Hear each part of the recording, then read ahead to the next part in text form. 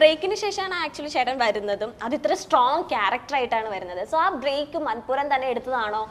മൻപൂര എടുത്തതാണ്. അതെ, കാരണം ഒരു ഐ ഫെൽറ്റ് അപ്പോൾ ആ ഒരു എന്താ പറയുക, മലയാളം ഇൻഡസ്ട്രിയിൽ നമുക്ക് ഈ സ്ക്രീൻ ടെസ്റ്റിംഗ് അല്ലെങ്കിൽ ഓഡിഷനിങ് എന്നുള്ളൊരു സാധനം ഒരു പോയിന്റ് കിട്ടുമ്പോൾ നമ്മളിപ്പോൾ 2-3 പടങ്ങൾ ചെയ്താൽ പിന്നെ നമ്മൾ ഓഡിഷൻ അയച്ചു കൊടുത്താൽ പോലും അവരത് ഇല്ല പ്രോന് എന്തിനാ ഓഡിഷൻ, നമുക്ക് അറിയാലോ വിളിക്കാലോ എന്നൊക്കെ പറഞ്ഞ് അവരത് ഇങ്ങനെ വിട്ടുകളയും. ബട്ട് നമ്മൾ കഴിഞ്ഞ പടത്തിൽ കാഴ്ചവെച്ച ആ ഒരു ക്യാരക്ടറിന്റെ ടോൺ എന്താണോ അതിന്റെ ബേസിസിലാണ് പിന്നെ അടുത്ത പടങ്ങളിലേക്ക് നമ്മളെ വിളിക്കുക. അപ്പോൾ ആ ഒരു പാറ്റേൺ ഒന്ന് ബ്രേക്ക് ചെയ്യാന്ന് വിചാരിച്ചിട്ടാണ് അവിടെ ഒരു ബ്രേക്ക് എടുത്തത്. പിന്നെ ആ സമയത്ത് കോവിഡും സംഭവിച്ചു. ആ സമയത്ത് പിന്നെ ഓഡിഷൻസ് ഫോർ ബോളിവുഡ് അങ്ങനത്തെ കാര്യങ്ങളൊക്കെ ഓൺലൈനായി. അപ്പോൾ കുറേ ഓഡിഷൻസ് അവിടെ കൊടുത്ത് അങ്ങനെ 2-3 പടങ്ങൾ അവിടെ ചെയ്യാൻ പറ്റി. അതിൽ ഒരെണ്ണം ഈയിടെ ഇറങ്ങി, ഇനിയിപ്പോൾ ഇറങ്ങാൻ പോകുന്നുണ്ട് 2-3 അപ്പോൾ അതിൻ്റെ ഇടയിൽ വന്നൊരു പടമായിരുന്നു എക്സിറ്റ്. അപ്പോൾ ഇതൊക്കെ 2020, 2021, 2022 ആയിട്ട് ഷൂട്ട് ചെയ്ത് വെച്ച കുറേ പടങ്ങൾ എപ്പോഴാണ് ഇറങ്ങുന്നത് സത്യം പറഞ്ഞാൽ. എക്സിറ്റ് നമ്മൾ എപ്പോഴാണ് 2022 ഷൂട്ട് ചെയ്യുന്നത്. 2022 ഷൂട്ട് ചെയ്താണ് എപ്പോഴാണ് ഫൈനലി ഇറങ്ങുന്നത്. അപ്പോൾ ആ ഒരു ഇപ്പോൾ ബാക്ക്ലോഗ് ഉണ്ട് കുറേ പടങ്ങൾ. ഇപ്പോൾ ഇറങ്ങുമ്പോൾ ആ ഒരു ഇമേജും ബാക്കി കാര്യങ്ങളൊക്കെ പതുക്കെ മാറേണ്ടതാണ്. ഇതൊരു ഷോക്ക് തന്നെയായിരിക്കും. I think also to answer your earlier question, Shanu എന്തുകൊണ്ട് എൻ്റെ അടുത്ത് വന്നു എന്ന് ചോദിച്ചാൽ ഇതിന് may be another factor could be this. ഒട്ടും എക്സ്പെക്ട് ചെയ്യാത്തൊരു കാസ്റ്റിംഗ് എന്നുള്ള ഒരു ഫാക്ടർ ചിലപ്പോൾ ഉണ്ടാവും ഇൻ ഷാനൂസ് മൈൻഡ്. എനിക്കറിയില്ല. ഷാനു ഒരു വൈഫ് നെട്ടോ, അതാദ്യം ചോദിക്കട്ടെ. വൈഫ് നെട്ടോ ഇയാള് തന്നെയായിരുന്നു ഡെയിലി എൻ്റെ ഒപ്പം നടത്തുന്നത്. എടോ യൂൺ ബിലീവ്, വൈഫിനെ ഞാൻ ഡബ്ബിങ്ങിന് കൊണ്ടുപോയി.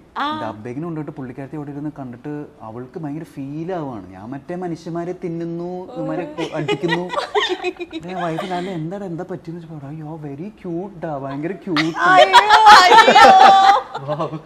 ഇതിലെവിടെ ക്യൂട്ട്, പാളി പാളി പാളി അത്രയും ഇത് ചെയ്തിട്ട് ക്യൂട്ടെന്ന്. പക്ഷെ I don't know, may be അങ്ങനത്തെ ഒരു ആയിരിക്കാം. പിന്നെ സ്ക്രിപ്റ്റിലും ഇയാളൊരു ഭ്രാന്തനിൽ പോലും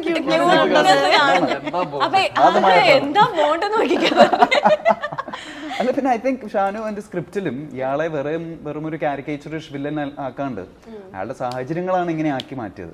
അപ്പോൾ അതുകൊണ്ട് ചെറിയൊരു സിമ്പത്തി തോന്നിപ്പിക്കും ചില പോയിന്റ്സിൽ. അപ്പോൾ അതുണ്ട് അതില്. ആൻഡ് റിനീഷ, ഇനി സീരിയൽസിലൂടെ ഒക്കെ ഇനിയും കാണാമോ അതോ ഇനി മൂവീസിലേക്കാണോ ഫുൾ ഫോക്കസും കാര്യങ്ങളും? എനിക്ക് അറിഞ്ഞൂടാ. ഞാൻ വെയിറ്റ് ചെയ്യുന്നത് എന്റെ ഫ്ലോ. പക്ഷെ ഞാൻ വെയിറ്റ് ചെയ്യുന്നത് ഇപ്പൊ ഇത്രയും ദിവസം കുറെ ദിവസമായിട്ട് സീരിയൽസ് എല്ലാം വരുന്നുണ്ട്. പക്ഷെ ഞാൻ ഏതും കമ്മിറ്റ് ചെയ്തിട്ടില്ല. റീസൺ ഇത് തന്നെയാണ്, എക്സിറ്റിന്റെ റിസൾട്ട് വരാൻ വേണ്ടി. അത് അങ്ങനെയല്ല, മൂവീസിന് വേണ്ടിട്ട് തന്നെയാണ് ഞാൻ നോക്കുന്നത്. ഫസ്റ്റ് പ്രിഫറൻസ് എന്തായാലും മൂവി തന്നെയാണ് കൊടുക്കുന്നത്. പിന്നെ അറിഞ്ഞൂടാ ഇനി ഫ്ലോ എന്തായിരിക്കും എനിക്ക് അറിഞ്ഞൂടാ. ഇപ്പം എന്തെങ്കിലും ക്യാരക്ടേഴ്സ് വരുമ്പം കേന്ദ്ര കഥാപാത്രങ്ങൾ തന്നെ കിട്ടണമെന്നാണോ ആഗ്രഹിക്കുന്നത്, അതോ പെർഫോമൻസ് ലെവലിൽ?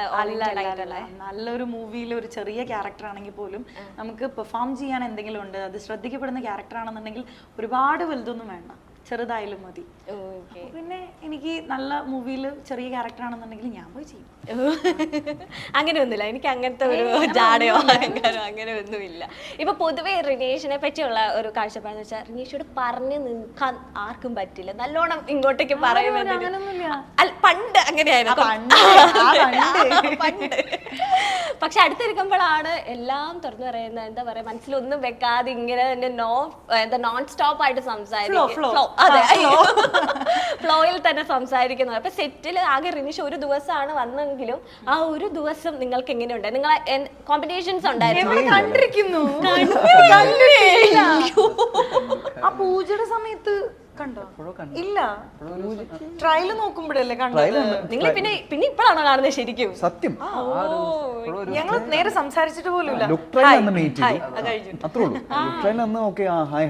പിന്നെ കുറച്ച് നാൾ കഴിഞ്ഞിട്ട് മറ്റേ ബിഗ് ബോസ് അല്ല ഈ കുട്ടീനെ എവിടെ കണ്ടിട്ടുണ്ടല്ലോ, പണ്ടറങ്ങ ഇത് മറ്റേ എക്സിറ്റിൽ ആ കുട്ടിയല്ലേ, ഈ കുട്ടി ഇങ്ങനെയൊക്കെ ആയിരുന്നോ? അത് ഭയങ്കര സർപ്രൈസ് ആയിരുന്നു honestly. ഇവരോട് പോലും പറയാൻ പറ്റിയില്ലല്ലോ, ഇവരപ്പോ ആരോടും പറയാൻ പറ്റില്ല. അതെ. അല്ല നമ്മൾ പറയാൻ മാത്രമുള്ള ബന്ധം ഇല്ല, നമുക്ക് അറിയില്ല. അല്ല ഇപ്പൊ ഇന്നലെ ഈ സ്റ്റോറി മൊത്തം കേട്ടു. ഇപ്പൊ ഈ സ്റ്റോറി മൊത്തം കേട്ടപ്പോ ദൈവമേ ഞാൻ ഈ സ്റ്റോറിയിലെ ആണോ കീറോള് ചെയ്തത്, ഇപ്പൊ തന്നെ ചിരിന്ന് മനസ്സിലായി. ദൈവം ഇതായിരുന്നു സ്റ്റോറി, അല്ലെങ്കിൽ ഇങ്ങനെയായിരുന്നു ഈ സ്റ്റോറി പോകുന്ന ആ ഒരു നെട്ടല് വന്നായിരുന്നു. പിന്നെ ഞെട്ടൂലോ, കാരണം നമ്മൾ എന്താ ചെയ്തിരിക്കുന്നതെന്ന് അറിയില്ലല്ലോ. അപ്പോ അറിഞ്ഞോ അറിയാണ്ടോ കഥ ഞാൻ പറഞ്ഞില്ലേ, സ്റ്റാർട്ട് ചെയ്യുന്നത് എൻഡ് ചെയ്യുന്നതും ഈ ഒരു അന്ന എന്നുള്ളൊരു ക്യാരക്ടർ അവിടെ എവിടേക്കും ഉണ്ട്. പക്ഷെ ത്രൂ ഔട്ട് നോക്കുകയാണെന്നുണ്ടെങ്കിൽ ഇല്ല, അതിനിടയ്ക്കൊന്നും ഇല്ല, ഞാൻ അന്ന എന്നുള്ള ക്യാരക്ടർ ഇല്ല. പക്ഷെ ഈ ഒരു സ്റ്റോറിയിൽ ഇമ്പോർട്ടൻസ് ഉണ്ട്. അത് ഷൂട്ട് ചെയ്യുമ്പോ എനിക്കൊന്നും അറിഞ്ഞൂടായിരുന്നു. എന്നോട് പറഞ്ഞു വന്ന് പ്രസവിച്ചോന്ന് പറഞ്ഞു, ഞാൻ പോയി പ്രസവിച്ചു. മീൻസ് അങ്ങനത്തെ ഒരു സീനായിരുന്നു. എന്നോട് പറഞ്ഞു, ഞാൻ ആ പണി നല്ല രീതിയിൽ ചെയ്തു. അത്രേ പറഞ്ഞു ഞാൻ നല്ല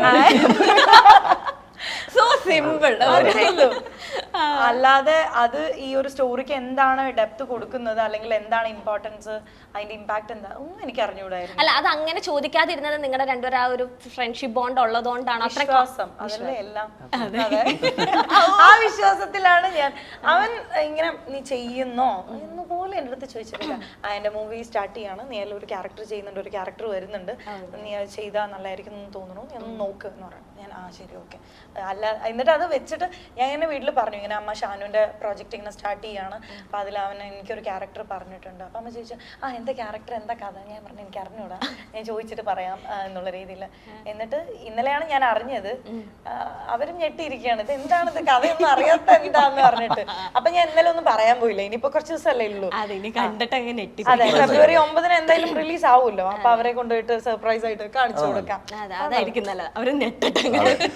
ഞാനും ഇപ്പൊ കഥ അറിയുന്നേ ഉള്ളൂ, ഇപ്പോഴും ഞാൻ കണ്ടിട്ടില്ല. പക്ഷെ എന്റെ രണ്ടു വശത്തിരിക്കുന്ന ഇവരൊക്കെ കണ്ടു. അപ്പൊ ഞങ്ങളെ പോലെ തന്നെ ഒരു ക്യൂരിയോസിറ്റി ശ്രീരാം വരെ കണ്ടു. ആണോ? നല്ലതാ. നല്ലതാ.